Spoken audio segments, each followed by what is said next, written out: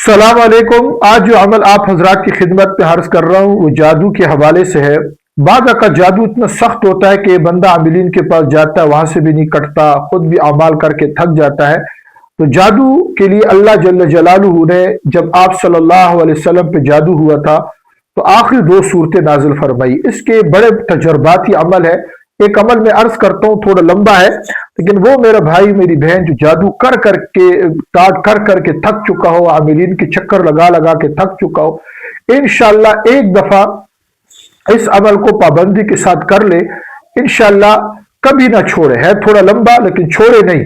امید ہے اللہ کی ذات سے کہ جتنا سخت بھی جادوگر ہو، جادو کرائے اس پر اثر نہیں کرے گا۔ عمل یہ ہے کہ یہ آخری 2 صورتوں کو صبح پڑھنا ہے 41 مرتبہ اور مغرب کے بعد پڑھنا ہے 71 مرتبہ۔ اس تعداد کو آپ اپنے پاس رکھیں اور اس تعداد کو کبھی بھی نہ چھوڑیں، چاہے جیسے حال بھی ہو، چلتے پھرتے پورا کریں، سفر میں ہو، حضر میں ہو، بیماری کی حالت میں اس کو پڑھتے۔ انشاءاللہ یہ جادو آپ پر ہوگا نہیں، بلکہ ایک وقت ایسا آئے گا کہ جادوگر پہ واپس پلٹ جائے گا۔ السلام علیکم۔